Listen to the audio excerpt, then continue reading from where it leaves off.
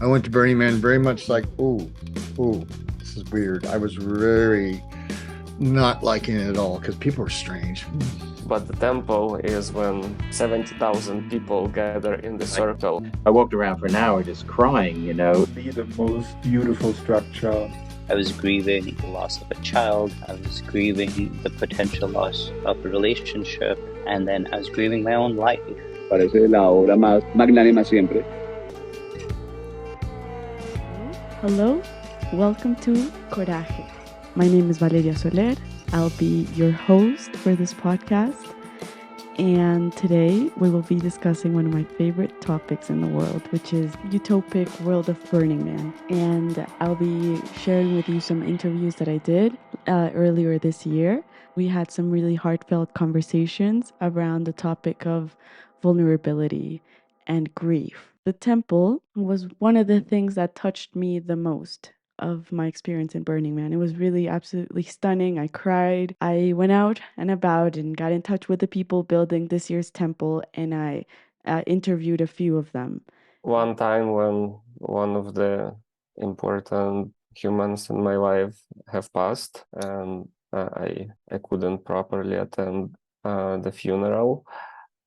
Temple was the place where I felt like, I left a note and I felt like I have said a proper goodbye. Yeah, alternative religions and beliefs finally got their place of spiritual pilgrimage. It's a part of our lives. It's something that hundreds of thousands of people believe and value. And yeah, that place feels like more natural temple, more spiritual temple than your normal churches and religious places. Maybe the least interesting thing is the rave party in the desert. The building of the temple is a collective act. The giving to the city is a collective act. But the people who come there are individuals. The people who come and put a shrine, and they're doing something that's really unusual in our cultures, right? They're expressing something incredibly private publicly, right? They're offering up that grief as part of a public shared ritual. And as you know, sharing is one of the key principles of Burning Man. And this idea that you can share your grief and it has a benefit to the community is quite a powerful thing. My mother passed away at the beginning of the year in the States, and it's interesting, that whole grieving thing that Western cultures go through, and we have a real fear of expressing these deep emotions publicly, to say, you know what, I didn't bring watermelon, I didn't bring bacon, I didn't bring hashish, I brought my grief. And that is something I'm going to contribute, which is astonishing, right? Amazing. But this guy walked in fully dressed. He had a jacket on, he had trousers on, he had a briefcase on. And he opened the case and he put all these papers there with stuff that was going to burn. He left the case, he took out a razor, shaved his hair completely off, took all his clothes off, put them in a little pile, put the razor on top, walked out completely naked. And I don't know what it was. I don't know what he was leaving, divorce papers, financial papers, what, but he left everything. He left, and he walked out a completely new person. But that's only one of, thousands of transformations that happen. In 2018, I kept coming back to this one for some reason. It was a wedding dress. And the wedding dress had these little notes that had been carefully sewn into it everywhere. Notes of absolute rage. You fucking asshole. I can't believe you did that to me. Everywhere on this dress, but painstakingly sewed into this wedding dress, these these notes of rage. And I thought, oh my God, I don't know what she went through, but I can only imagine when she thought about that dress going up in flames, she must have felt transformed. She must have felt relieved. And this is the beautiful kind of spiritual aspect of it, right? There's a good deal of belief in it and the power that this ritual is in fact transformative. Given the state of the world, that all those 10 principles of Burning Man, they're needed now more than ever. I was grieving the loss of a child. I was grieving the potential loss of a relationship. And then I was grieving my own life. And I was like, yeah, I don't know where to put this grief down. But somewhere something will tell me where to do it. So I am every day creating a place for my own heart. Where do I want to put it down? This is healing my heart in a really, really deep way, in a way that I didn't even know I needed it. I think a lot of times we try to hide away from the pain instead of looking at it as a source of strength, as a source of beauty, as a source of creativity, and source of like deepening how we love.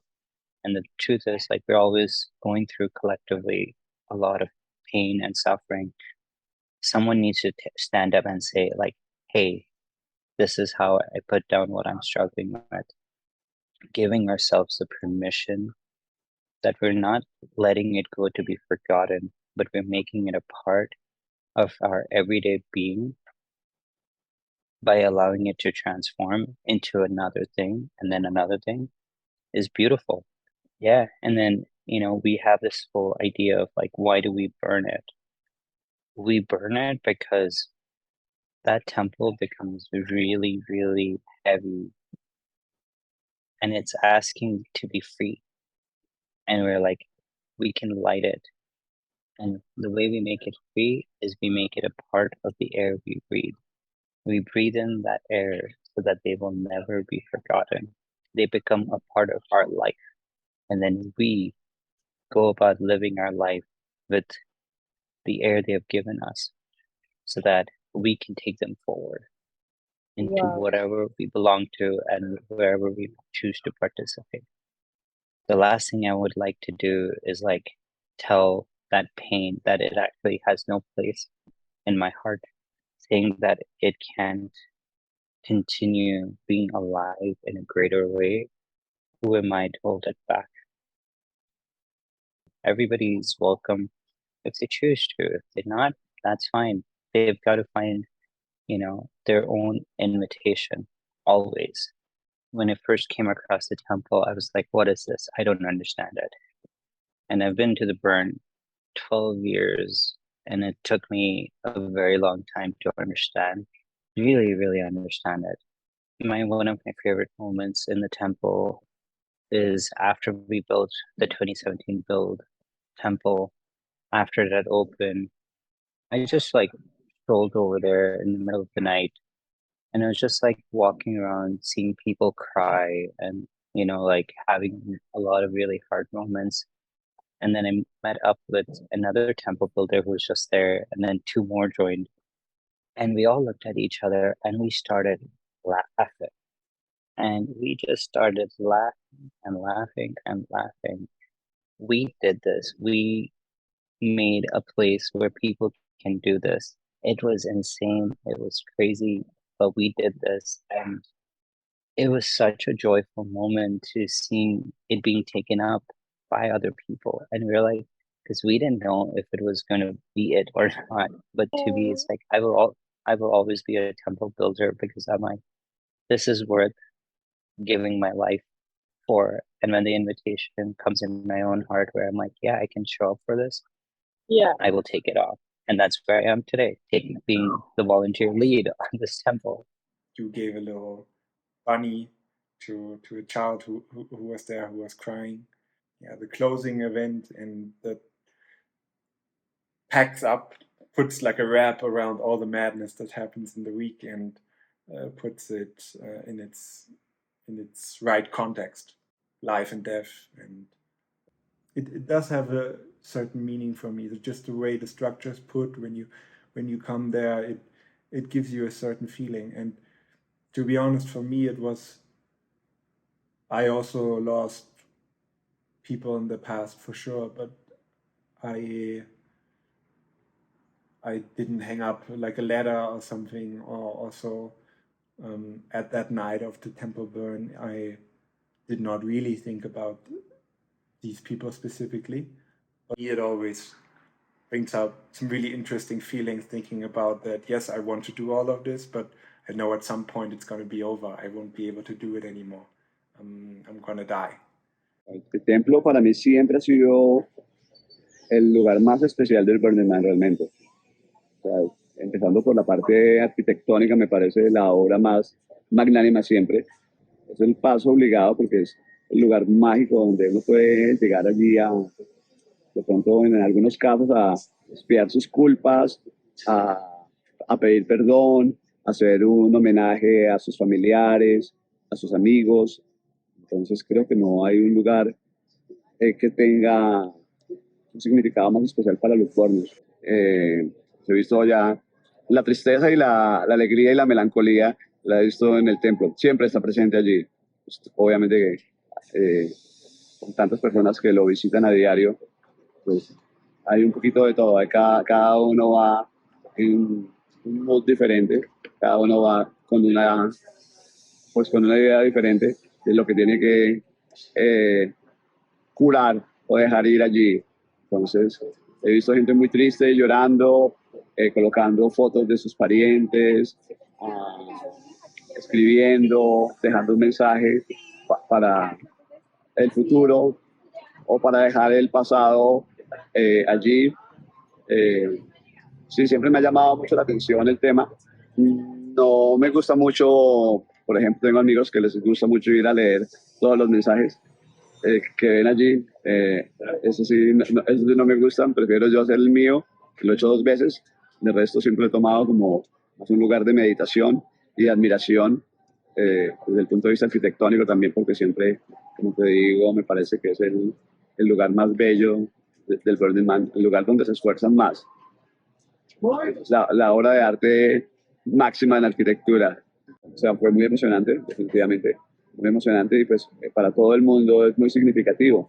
Sí, así no se quede, porque todo el mundo no se queda para la quema del templo, pero pues, definitivamente ya saben lo que va a pasar allí. Para mí esa quema es la más importante de todas, sigue por encima del man. Sí. Pienso que pues tiene una simbología muy fuerte, para muchos tiene mayor significado.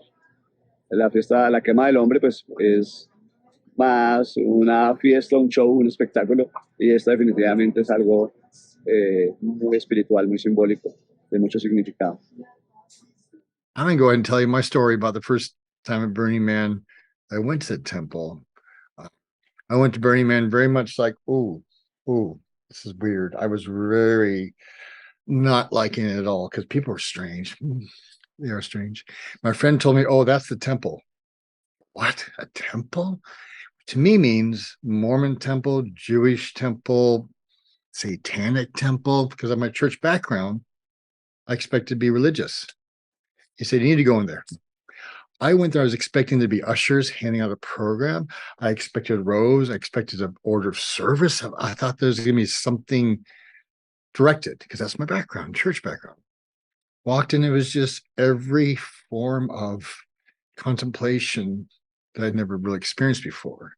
People sitting quiet, some prostrate, some like this, many crying, which is like all these people crying. I had to sit down. And I was told, do not take photographs inside the temple. Grabbed my camera and I hid behind my camera because it was just too much emotion. I'll just send you 2 photos. That year there was a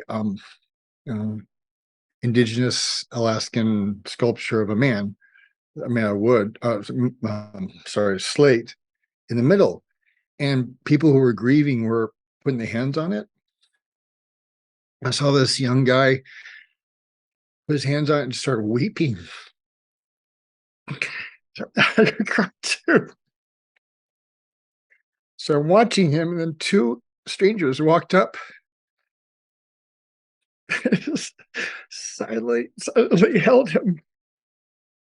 I'll send you the photos because I was hiding behind my camera. I couldn't handle that emotion. And I had to run out there as fast as I could. I couldn't go back. It was just overwhelming. Excuse me, or I wiped the tears. But it's an experience I've never had before of free expression of emotion. You have that many people doing the same thing for the same purpose. There is a collective release, trauma release, maybe.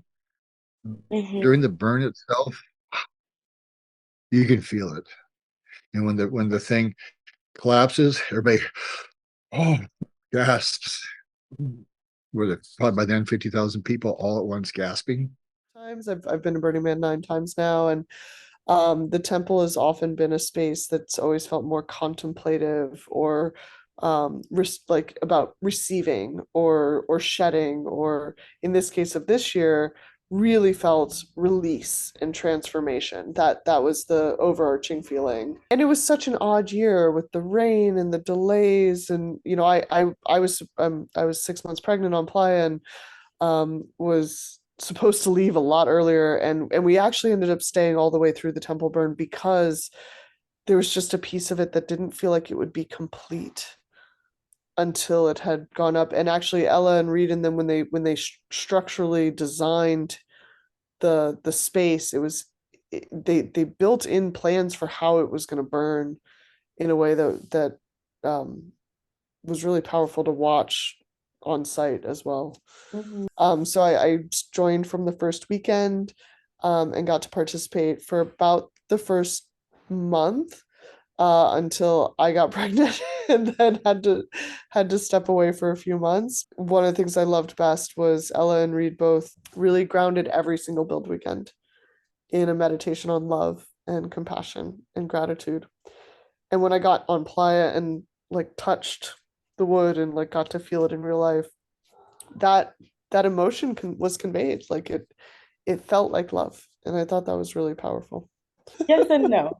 I felt the biggest FOMO for not going to Burning Man this year.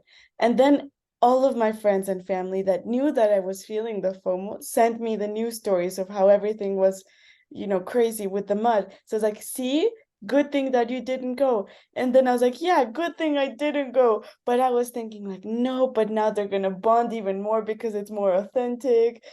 And That's exactly what happened. About that. That was exactly what happened. I mean, we didn't know about the news, right? Like we just started getting weird texts from family members and stuff going like, "Are you safe?" And we're going like, "Yeah, dude, it's just a little rain. What's wrong with everybody?" Right? And so like when we finally read the news articles, we're just like, "Oh, this is insane. This has nothing to do with what's actually happening here." Because yeah, it very much was that bonding. It was like sometimes Burning Man can feel very dispersed and you're out and about everywhere, and the mud, because you couldn't ride your bike or drive art cars and stuff, like it just became very local, right? And so we bonded so much as a camp. We really deeply connected with our neighbors. None of the art cars could leave their camps, so they just like threw their parties like in the city where they were parked, and so you just could walk from thing to thing, and it became very neighborhood focused in a way that was really, really beautiful. Sure. What would you like people to know that, I don't know, have never been to Burning Man about the temple? What are some like lessons or pieces of things that you would love to share? Yeah, I mean, I'm very American, so this is definitely not true in other cultures around the world. But in the US, I feel like we have really lost touch with rituals of transition. I don't think that we as a society do a good job of creating containers and spaces for people to process loss, not just loss of life, but like loss of jobs or relationships or just any of those kind of big transitions that can come.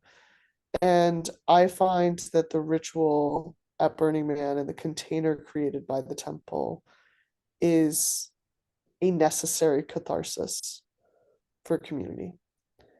That it gives a ritualized container for Mhm. transition that we don't get to experience anywhere else. My own experience up in the last year's temple. Love telling this. I love sharing this because it brings me so much joy and it feels so real and it was so beautiful. So here it is. I was there riding my bike to the temple and I was already pretty tired. It's the last day of the burn. It's the last thing I did before we started doing the whole journey back home. Oh boy. I hear a little boy or I don't know, maybe a little girl crying. In my mind it's just going like, "Oh my god, why are they crying? Did they lose a parent?" I don't know, COVID just sort of is ending or slash ended. Maybe something happened in that time. Must be very painful for them. I had this like little bunny headband or I don't know bunny thing on my wrist, and it was really cute, and I loved it. But I was like, it is a bit childish. Maybe it belongs better with a child. So I just went, sneaked in through the people, me being small, tiny. I go and meet the little kid and I give him my bunny thingy, my fluffy bunny. And this child just lights up with so much love and happiness. And I'm like, oh my God, this was such a good idea. And their parent or whoever was holding them was so happy and thankful that, I don't know, I did this. And I'm like, oh yeah, so this is why gifting is one of the pillars of Burning Man. It just felt so good to give. It made me so happy to be able to do that and to light up someone that is clearly having a very hard time. So that made me extremely happy and it's very touching. Then I get back to where Leon was. I don't know, I just hear someone also like, I don't know, around here. And they just shout out from the top of their lungs, "Fuck you for leaving!" with the heart in their hands. Like, how dare you? Dare you do that to me?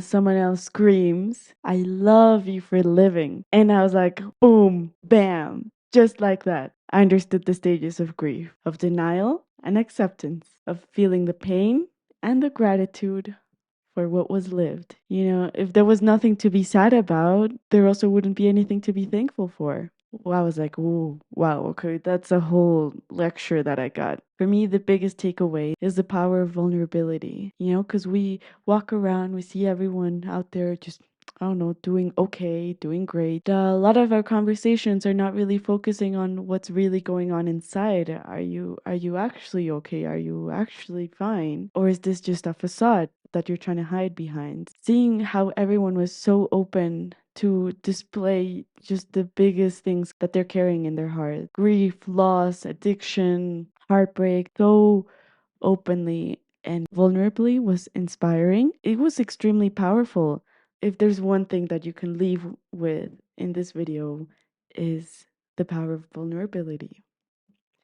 It's just another level of honesty and humanity. We need more of that. So I want to keep on making this. I want to keep on creating for you. Supporting this channel is, and I don't know, growing it and making this flourish and creating this project that is so much more than just a podcast. I couldn't be happier about it. I couldn't be more excited. So subscribing here helps us more than you know.